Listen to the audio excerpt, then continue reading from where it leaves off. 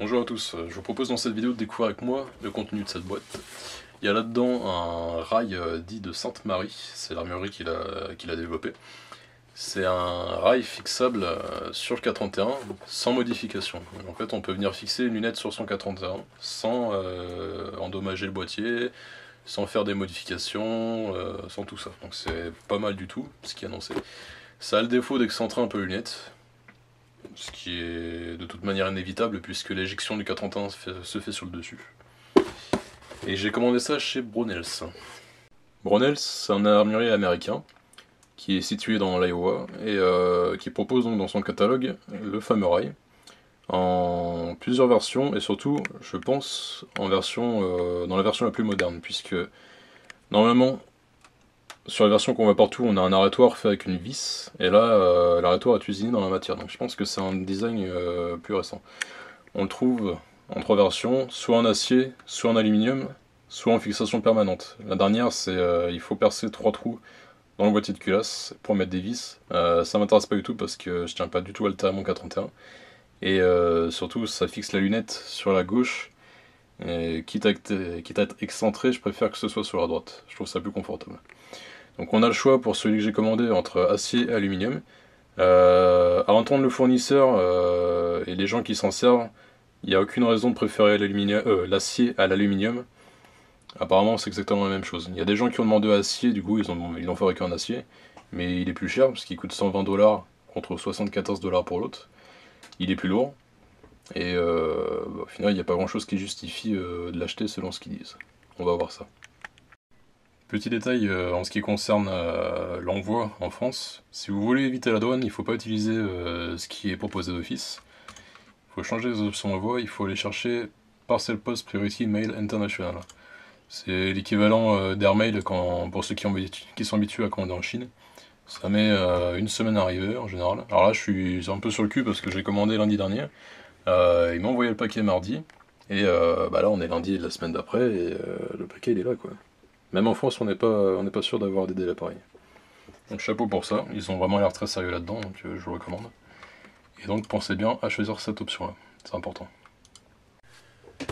On va donc ouvrir le paquet, voir à quoi ressemble ce rail. Je vais essayer de le prendre sous toutes les coutures, parce que sur YouTube, en fait, en général, j'ai pas trouvé beaucoup d'infos dessus. Il n'y a pas de dimension, de savoir à quelle hauteur va se retrouver la lunette, de combien elle va être décalée. C'est assez emmerdant, du coup je vais essayer de vous montrer dans cette vidéo le plus de choses possibles que vous pourriez rechercher avant de commander ce rail. Ok. Alors, on ouvre la bestiole.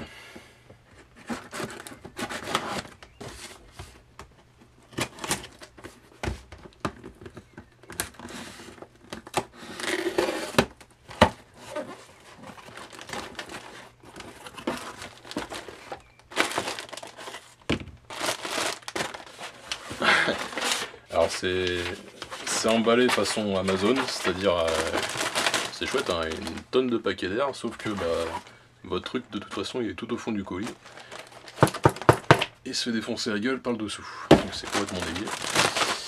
Et c'est comme ça. Et donc ce qui nous intéresse, c'est cette bébête. Je vais mettre en gros plan. Alors on va voir comment ça se présente.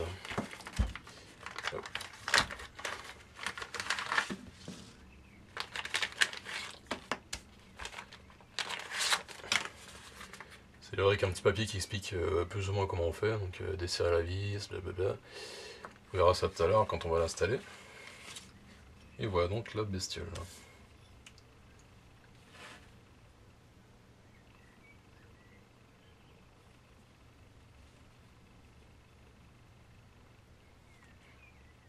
Alors de prime abord je trouve que c'est assez bien foutu. Le premier coup d'œil. Les finitions sont propres, il y a pas de. Je m'attendais à avoir des bavures, des merdes comme ça. Ça a vraiment très correct comme qualité de pièce. Il y a une belle finition.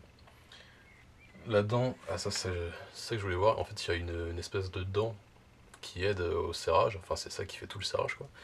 Je voulais savoir si elle était en acier. Ça aurait été pas mal. Ouais, elle est en acier. Donc on a un support en aluminium. Mais quand même le système de fixation, enfin le gros du système de fixation qui est en acier. Donc ça annonce quelque chose qui devrait pas trop s'user. Je m'inquiète un petit peu sur le lamage, j'espère qu'il est costaud, parce que l'aluminium quand on serre fort dessus ça a tendance à se mater, à se bousiller. J'espère que ce sera pas le cas. Je vais desserrer le système, qu'on voit un petit peu comment c'est foutu. Hop. Voilà, quand on tourne la vis, on a ça dedans qui se décale. On va zoomer un petit peu sur la bestiole.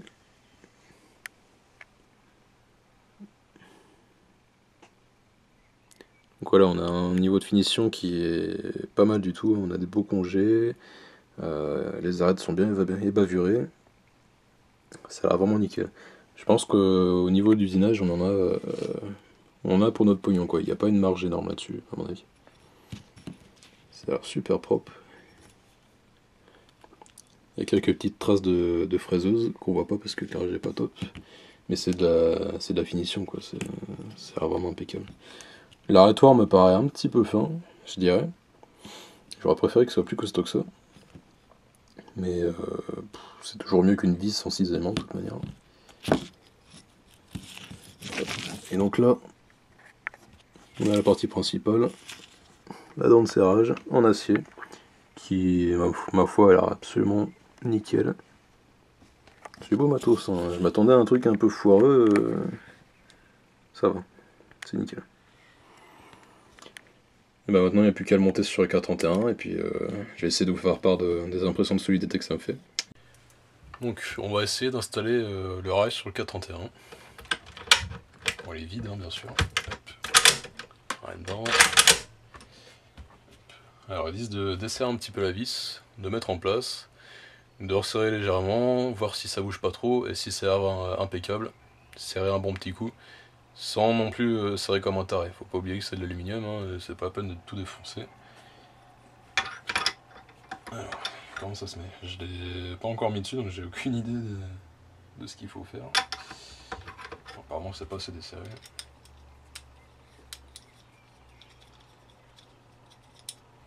Hop. Voilà, ça a l'air de bien comme ça. Alors, ça a l'air de bien s'appuyer déjà, c'est bon signe. Je verse ça un petit peu.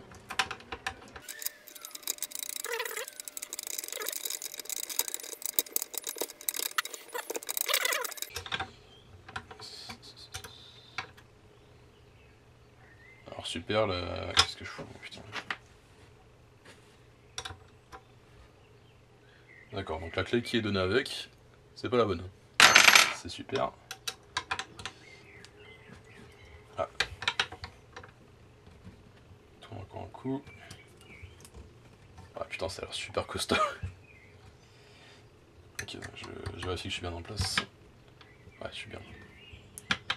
Hop. Je serre un bon coup. Hop. On va voir ce que ça donne. Donc voilà, on a un broil de 11 mm sur le côté. Et ça a l'air franchement d'être du béton. C'est dingue hein, parce que ça tient uniquement en venant s'accrocher sur le bord du boîtier de culasse. Avec une petite vis quoi. Et putain, ça bouge pas d'un poil, c'est dingue. Alors bon, on va faire une petite vue du système mis en place, de plus près. Donc on voit que les mecs ils ont vraiment bien bossé pour que ça s'aligne de partout. C'est nickel.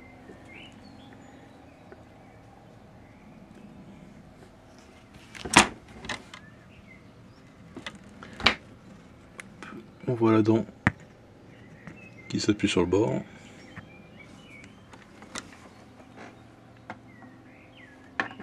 Et voilà déjà une petite idée de l'excentrage du rail.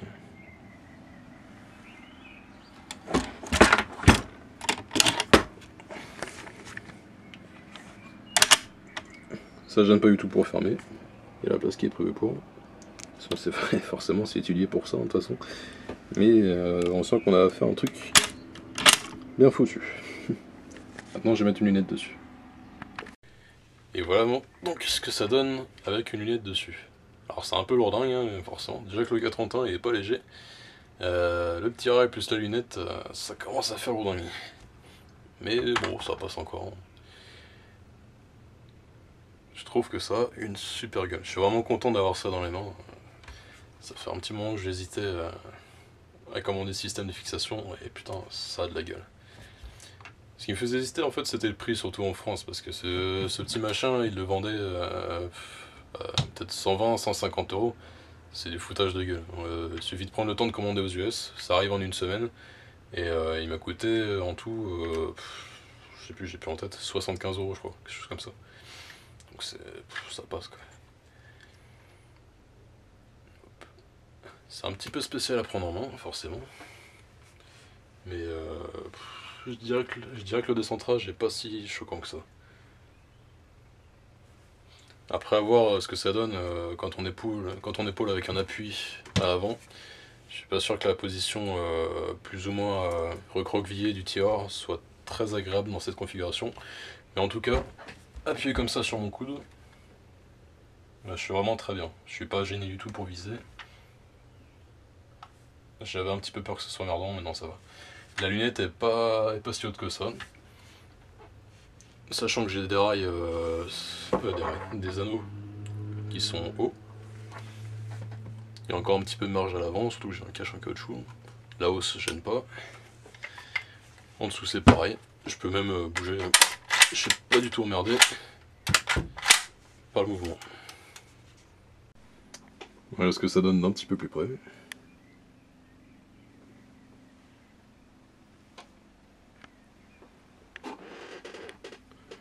Alors personnellement je trouve que le côté est assez moche, putain ça tient pas. Je disais, je trouve que le côté est assez moche parce que ça fait vraiment une surface plane sans rien dessus, avec une peau vis perdue dessus.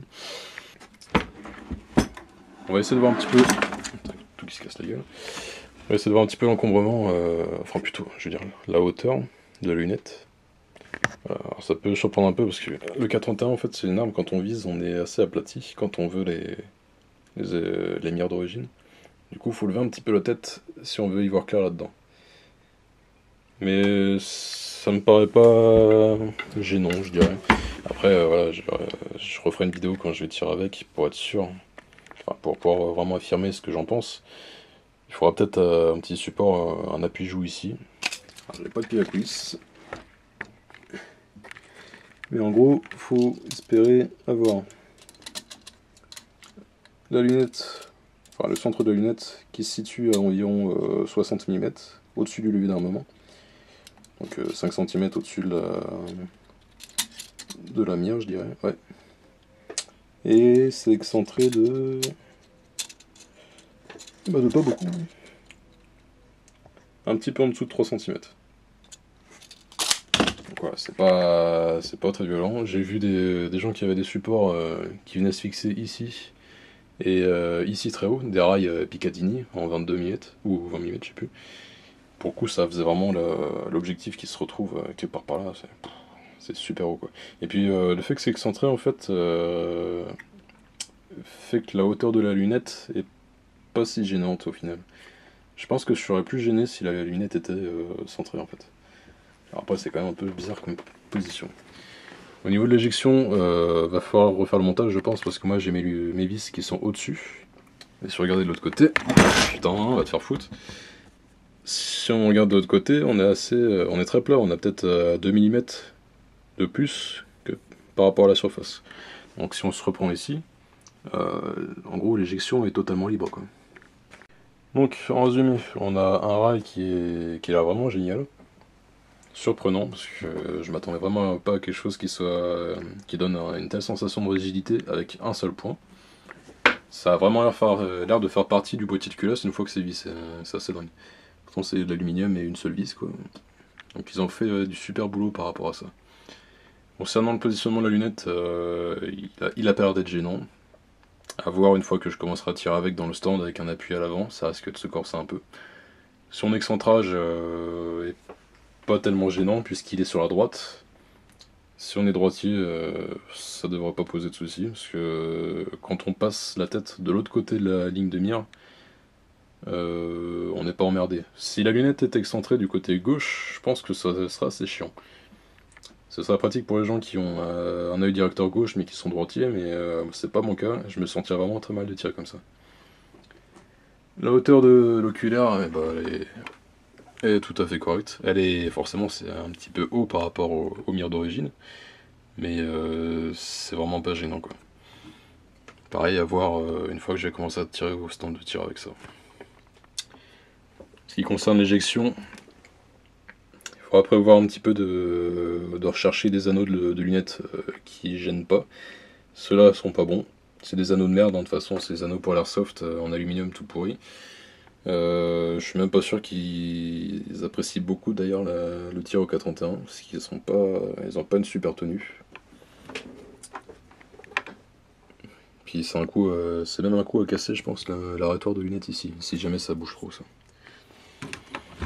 Voilà, il n'y a plus qu'à attendre de pouvoir tirer au stand avec ça. Mais ça s'annonce vraiment super bien quoi. Ça a l'air d'être du super matos et pour le prix que je l'ai payé, c'est. Il n'y a pas de souci. Donc je vous dis à bientôt. Merci.